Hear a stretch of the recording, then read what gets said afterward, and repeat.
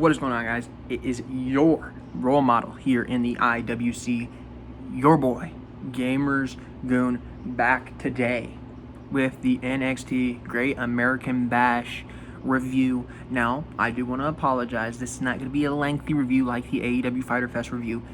That is on me. That I'm going to say it right now. It's probably not going to be the 40 minutes. I'm not having a great day, so I'm not very enthusiastic about getting this out here for you today. But I did want to come on here and still keep my promise of coming out with my Great American Bash review. I do want to put one thing out here. This show, the first night did not contend with AEW for its first night. It didn't. But the second night definitely did. It definitely did. And I will also say this right now. Both shows had match of the night. Both shows had match of the night.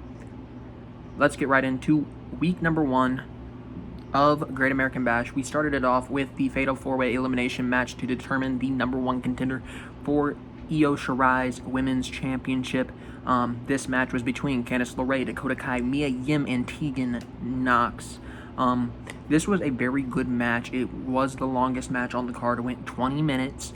Obviously, the story in this match at the beginning was to reignite the feud with Candice LeRae and Mia Yim, and neither of them were the final two. They were actually the first two eliminated in this match, and that leads to later on in the night we will be having an announcing of the match for next week, which was on Wednesday. We have, for night 2 of Great American Bash, we have Candice LeRae versus Mia Yim in a street fight. So that is what is booked as a result of this match. And then obviously the final two in this match being Dakota Kai and Tegan Nox. I'm not gonna lie to you, I thought Dakota Kai had this one locked in the bag, because Tegan Nox, I feel like, she's on the redemption storyline sort of thing, where she's not going to beat Io Shirai.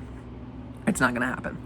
I figured, if anything, Tegan Nox might come back and play with Dakota Kai, maybe screw Dakota Kai over and continue this feud with Dakota Kai. The way they went makes sense, because obviously Tegan Nox will be relying on a heel tactic of interfering in a match. Tegan Nox ended up winning this match, and I could easily see next week, which is the 15th, not to confuse you since this is night 1, I could easily see Dakota Kai interfering in this match with Io Shirai and costing Tegan Nox to further their feud, as if I kind of imagined the other way, just because I imagine Tegan Nox being the underdog, and I imagine Dakota Kai finally becoming the champion, and then Tegan Nox and stuff. I'm picturing the Ciampa Gargano vibes with this, except obviously the tension's not as there as it is with Gargano and Ciampa, or what it was with Gargano and Ciampa. But I want to see Tegan Nox in a prominent storyline. I think that's what we're kind of going to get ourselves into, especially after next week, when I'm imagining Dakota Kai is going to screw over Tegan Nox. So I'm going to have to go off on a limb and say that next week is going to be a good match between Tegan Nox and Io Shirai, because we both know how great they are. But at the end of the night, I'm going to go off on a limb and predict that Dakota Kai is going to be getting involved. So although this was a great match to start off Great American Bash Night 1 and the Great American Bash whole show together, I guess you can say, I did not expect it to take this route and take Tegan Nox, just because Tegan Nox, to me, doesn't feel like she is ready for an NXT Championship match. Don't get me wrong, she is definitely there in the ring, but I just imagine her building up a story to get to that spot. So it's just the way I play Tegan Nox's story going through my head. So obviously it differentiates between those two. Next, we had Timothy Thatcher going one-on-one with Oni Larkin in a singles match. I'm not going to sit here and tell you this match was great. That's not my role. It went 11 minutes, and it was a technical wrestling match. And I tell you this a lot with guys like Finn Balor or Gargano, that can be technical, but can also pick it up at a blink of an eye. I like that kind of style. But this match, to me, was just too technical, too old school. I didn't really get behind it. I don't know if it's because I'm not a big fan of Timothy Thatcher or Oni Larkin. I mean, I don't mind them, but I'm not overly excited to see either of them on TV each week. So I don't know if that played a factor into it, but I didn't get much out of that match at all. Timothy Thatcher ended up beating Oni Lorcan via submission, so take that for what you will, but I wasn't a big proponent of that match in specific. I'm not going to go out and tell you, you know what, you missed that match, you need to go back and watch it, because that's a match I couldn't get behind. I can understand if you can't get behind it. I also understand if you did get behind it, because it is an old school wrestling match, so it did have some nostalgia to it, but it's just not my type of coffee, so that's all I have to say about that match. Next, we had the handicap match for if you lose, you have to join the Robert Stone brand. You have Aaliyah and Robert Stone going against Rhea Ripley here in this handicap match. I don't know how many times I have to mention Robert Stone. He's a brilliant worker. I love him as a mouthpiece. I know a lot of people look negatively upon Robert Stone, but me personally loves Robert Stone. I think that eventually he will get that big client. He will get that big client eventually, whether it's a Mia Yim, maybe, I'm not going to say Candice. Candice is her own person, but maybe one of those women that haven't took the next step, maybe a Dakota Kai. But I think he will get one of those big clients, but it's obviously not going to be a Rhea Ripley. So Rhea Ripley ends up beating Aaliyah and Robert Stone here. She won by doing a double submission on Aaliyah and Robert Stone. I would have liked to see Robert Stone kind of lead Rhea, because we all know Rhea would not like it, so it'd just be really him acting as a manager and Rhea just not caring what he said, and it'd be kind of comedic, and then he could take all the credit for her becoming a champion again. So I love myself some Robert Stone. I want to join the Robert Stone brand. I want you to join the Robert Stone brand. All I love is some Robert Stone. Okay, and then we got into a match that I thought could have been good, but I'm not going to sit here and lie to you. I hate the strap match. I hate it. These are two guys I love. Dexter Lumis, I love what he's been doing, especially with the painting the pictures and drawing the pictures and foreshadowing things he's going to do in the future. And then the Roderick Stone's paranoia of Dexter Lumis just feels it's haunting Roderick Strong's whole life. It's just, he just can't get past Dexter Lumis' dark and deep stare. I love the story going in that Roderick Stone just can't get past this demon known as Dexter Lumis. But obviously, with the fear, you want to have something that's going to make him fight Dexter Lumis, and that's why the strap match came into play. And unfortunately, the strap match isn't something that I'm going to look forward to if it was announced. I'm not going to sit there and be like, I'm ready for the strap match. It's not a match that is going to get a lot of people excited. If it got you excited, I'm glad for you, but I couldn't get behind it. Dexter Lumis here had a good showing. He ended up beating Roderick Strong. I don't know where you go with Dexter Lumis from here, especially after what happened on night 2, meaning that the Undisputed Era might be, well, I guess you saw it in the title of the video. This might be the undisputed end of an era with the Undisputed Era. So they might be moving on. What does Dexter Lumis do if Roderick Strong's not there to play mind games with? If the UE's not there, where's he go next? I don't know what that answer to that question is for Dexter Lumis.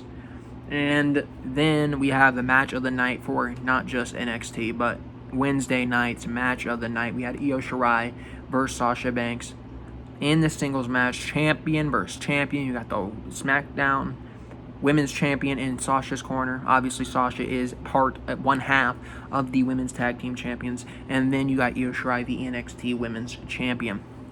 Really good match. The only problem I have is this match was made with no story. It's just, we want to see one of the best versus one of the best. And that's exactly what you got. You got a great match out of these two. You got the best versus the best. The chemistry was there. The only thing that could have made it better is a story. This is Sasha's probably one of her best matches since Bayley in NXT TakeOver Brooklyn, which was my favorite women's match of all time, obviously because it has the story there and then the two great workers in Bayley and Sasha.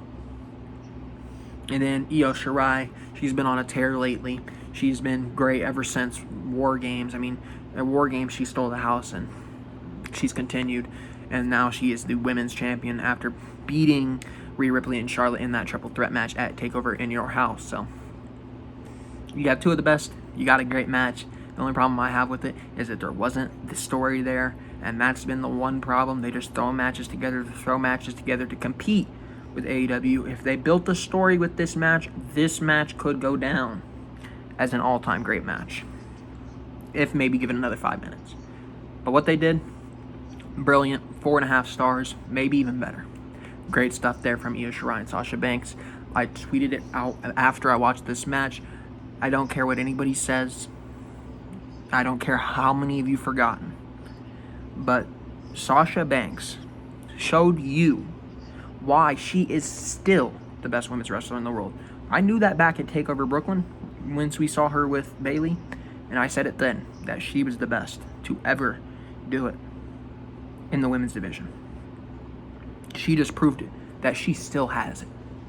And as you know, she's had some good matches recently too. Take that for what you will. Sasha Banks, I can't wait to see her go with Asuka at Extreme Rules. And I can't wait for it to be Sasha Banks, 2-belt Banks. You know I'm buying the shirt. There's a 2-belt Banks shirt. Love it. Okay. So now that we are done with night one, like I said, the women killed it. They killed it on night one, but I couldn't get behind the Thatcher and Loomis stuff. So the men kind of slacked on night one. But obviously, like I said, Banks and Shirai had the best match of the night. Let's get into night two. We got, at the beginning, we had Tony Rowe, or why did I look at Leon Ruff's name? We had Leon Ruff facing Tony Nese. Not much there. He beats Leon Ruff. Pretty simple. Not going to go on much about that, but that does set up a match for later, which Bronson Reed will face Tony Nese. Next, we had Candice LeRae facing Mia Yim in the street fight. Now, this was a brilliant match. This was a match that, if you look at last Wednesday, might have been the show stealer if it wasn't for one match in specific that we'll talk about later in this. But this could have been NXT's best match if you didn't have the main event. I think it was very close to being NXT's best match. But what happened in the main event, to me, was perfect wrestling. Perfect wrestling. We had Candice LeRae here against Mia Yim. It's a brutal street fight. Obviously, we know Candice LeRae can go in those brutal matches. We saw what she could do when she was on the Indies. I'm not going to mention who she was with, because that is a name that we are banning from saying on this channel. But Candice LeRae, we know she can go and have those brutal matches. We know Candice LeRae is willing to put her body on the line. She's willing to take the brutal bumps. She's willing to blade. She's willing to bleed. It's great stuff with Candice LeRae. And here she had a brutal match with Mia Yim. She put Mia Yim through the table, or not through the tables. She put her through the chairs. Barely drapes her arm over Mia Yim. 1, 2, 3, and Candice LeRae picks up the victory. Now you got one. Now you need one more match of the night, and you guys get your husband-wife duo 2 victories in one night. And who knows, they might be double champions here soon. It might be coming up soon. But Candice LeRae and Mia Yim, very good match. Something I did enjoy. Obviously, I think Candice LeRae has proven that she deserves to be in that women's title picture. I don't know if she's the one that's going to take it off Io Shirai. I wouldn't mind it because of how good Candice LeRae has been as a heel. But Io Shirai is just somebody you have to be really careful with on who she loses to. And I don't know if Candice LeRae is the person they want to give the Io Shirai rub, because it might be a while before Io Shirai is going to lose that title. And I don't know if it's worth risking right now. I don't know. But very good stuff from Candice LeRae as of late. Next, we got Bronson Reed versus Tony Nese. As I said, this was built off the Tony Nese-Leon Ruff match from earlier. This match, nothing special. Bronson Reed really just fighting for the boys in the back, just sticking up to people who are just bullying the other wrestlers, and that's what happened here. He ends up beating Tony Nese. Wasn't even breaking a sweat. 5-minute match. Not much you can do if you're Bronson Reed. Just used his size to his advantage and just broke down the premier athlete, Tony Nese. There's not much else you can talk about in that match. Bronson Reed, not a guy I thought should really be beating a guy like Tony Nese, especially because I think Tony Nese has a lot of potential to be something great. but I guess it makes sense. Bronson Reed's a bigger fella. He's probably gonna sweep the floor with you. But I don't know how much investment they really have in Bronson Reed. Next, we got Isaiah Swerve Scott versus Johnny Gargano. This match was good, but the one thing that I was thinking about this match the entire time was, what if Swerve had a character that was kind of like a Jay Lethal kind of character? You know how Jay Lethal likes to be like a Lethal Mania, kind of like the Hulk Hogan vibes, just flamboyant. I was thinking, what if Isaiah Swerve Scott was like, he was like Shane Strickland on the Indies, right? But what if he came in as maybe he crowns himself as royalty or something? I don't know. I want a cocky Swerve Scott. I don't know what it is, but I feel like that is where the money is with him, because he's that good in the ring that he should have the mentality of, I'm better than everybody. That should be his mentality. He's better than a lot of people in wrestling. The guy's got the it factor. The only problem with him is he doesn't really have that character. And I would love to see Isaiah Swerve Scott with that character. Now, for his match with Johnny Gargano, it was a very good match. This is the kind of match that I love. Obviously, a lot of scouting the opponent. You got Johnny going in for a kick, kind of doing the Matrix duck, doing a springboard back up onto his feet, swerve. That's the kind of stuff I want to see in wrestling. It's the fun stuff. It's the stuff that's easy to get behind. It's the stuff that just feels fun. Gargano here did end up picking the victory up over Isaiah Swerve Scott. But like I said, I think Scott's got the it factor. I think he will have it eventually. I think he could be the guy in the future for NXT if we put a flamboyant kind of character behind him, or a cocky character. I really want to see Swerve Scott as a heel. I think he would kill it. I really think that this guy should have the mentality of, I'm better than you. I'm just better than you. And I want him to go out there and show it each and every week, because I know exactly what this guy can do in the ring, and he's one of the best. I love everything about Isaiah Swerve Scott, so we'll move on from that. But like I said, very good match with Gargano and Swerve Scott in the 14 minutes that it was. Now, I don't even really want to talk about this match. It was a Legado del Fantasma, Santos Escobar, Joaquin Wild, and Raul Mendoza facing Drake Maverick and Breezango. I don't know what to tell you. I'm not a big fan of Legado del Fantasma. I thought at first Santos Escobar had a good match with Drake Maverick. I didn't enjoy this match. When they did do the Drake Maverick storyline, I liked the match, obviously, because the storyline was there. But don't really care. Don't really care now.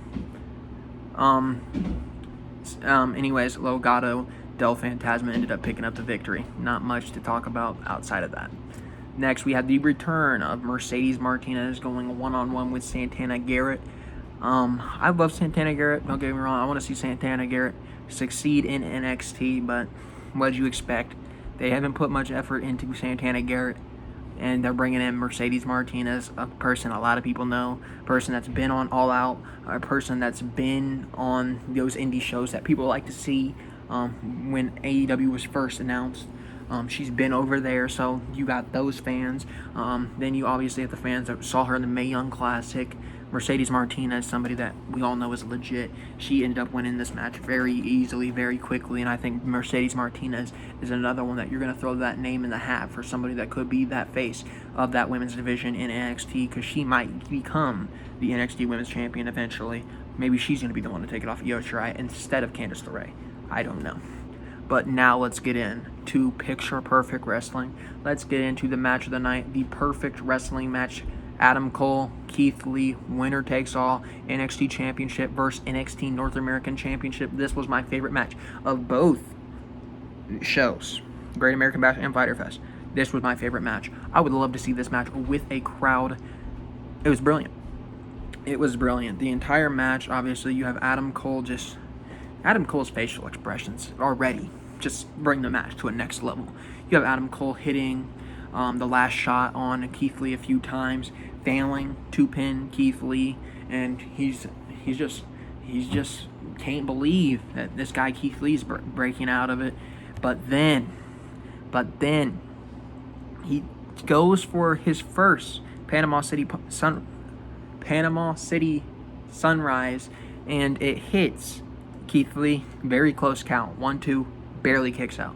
Then he goes for another off the top rope this time. Keith Lee catches Adam Cole on the Panama City Sunrise, and he power bombs Adam Cole, and then he finishes off Adam Cole with the 1, the 2, and the 3. And we all found this out last week when Insta spoiled it.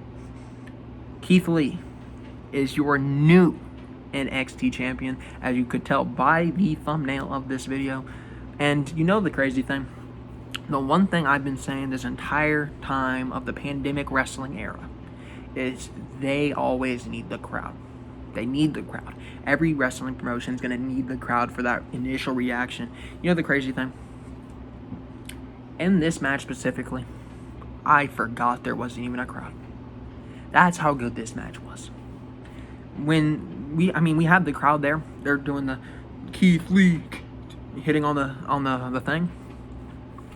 I could tell they were there. I could. But the moment that Keith Lee pins him, the confetti starts coming down. Keith Lee's celebrating. I don't know about you, but I got those chills in my body. I was just like, this is what wrestling is about. I'm not even thinking about the booming reaction that could have been with fans. The thing, all I was thinking about is this right here is the moments that make pro wrestling special. That's right there was what I came for. That right there is what I always want to see. I want to see stories pay off. I want to see big moments come to fruition. And that's exactly what we saw here. So, with that being said, I'm going to get on out of here. But, as I said, Keith Lee, Adam Cole, if you haven't seen it before, I recommend you go and watch it very soon. Because what those two did on NXT Great American Bash was something spectacular. It was the best match of the quarantine era of wrestling. That is not one of those the produced matches like the last ride or whatever. I mean, the Boneyard match or the Money in the Bank match, whatever. It's not one of those pre-produced matches. This right here was perfect professional wrestling. I recommend you guys go watch it. Anyways, I'm going to get on out of here. Your role model is going to see you next week. I've told you once, I'll tell you again. Fight for the Fallen preview will be coming out next Tuesday. Next Thursday, we got the Fight for the Fallen review. And then next Saturday, the day of my graduation, I'm going to be having my Extreme Rules prediction video out. So probably going to film that Friday and then post it as I'm graduating. Like I said, might have a graduation video. Don't know. But on Sunday night, we will be posting the Extreme Rules review right after Extreme Rules here on YouTube. So please make sure you hit that subscribe button. Make sure you clean that notification bell. Make sure you go follow the Twitter at GamersGoonYT and the Instagram at thegoongameryt. Anyways, I will see you guys in the next one. For right now, it is your role model clocking out of here on YouTube. I'll see you next time.